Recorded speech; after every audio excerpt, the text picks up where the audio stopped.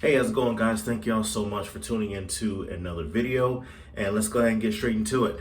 So this video, of course, you saw the thumbnail, you saw the title of this video, and this is about the three types of sellers that you will encounter.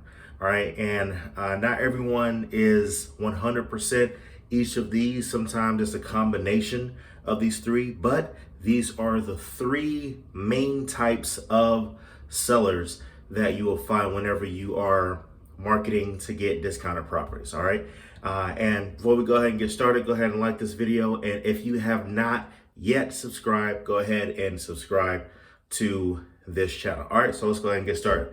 The first seller that you will find is the convenience seller. Okay. Now, this person is an individual that they may not necessarily be financially strapped. They may not necessarily have all the time in the world, or they may have time. It's just a matter of, I just don't want to be bothered with it, okay? A lot of times you'll see tired landlords like, look, I have this property for so long. I don't want to deal with the headache of listing it with an agent and, having people coming in and out of the house and, COVID and all this stuff is going on.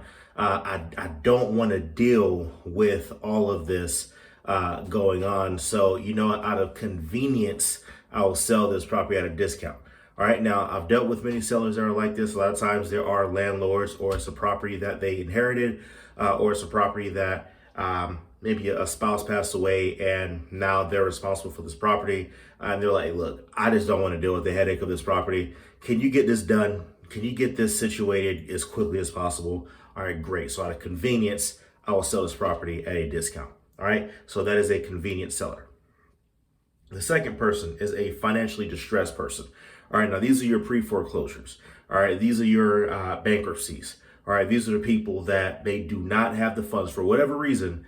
They do not have the funds to keep the property, or it's in their best interest to just sell the property and just cut their losses. All right, so a lot of times these folks, like I said, pre-foreclosure for tax, mortgage, whatever it is. And for whatever reason, they don't have the funds, whether they lost a job or their partner deceased, and they're not able to continue on payments, and there was an insurance policy as far as a life insurance policy. They didn't inherit any funds. There weren't much funds left. So because of that reason, it would make the most sense to just, hey, look, I can't afford this house anymore, okay? I actually dealt with a seller many years ago. She and her husband lived in a home for many years, and actually her parents helped her with a down payment on the property. So she was very attached to this property, but her husband passed away, okay? And she did what she could for many years, but over time, she just could not afford to keep this house. And so I surprisingly was one of the first people that called her. I ended up getting this property under contract, and I was able to assign it to an investor. And she ended up being, she was able to walk away with not having a foreclosure on her record. And she was able to walk away with $55,000. All right, I believe it was between $50,000 and $55,000. All right, I called her a couple times afterwards just to check on her. She's living her best life.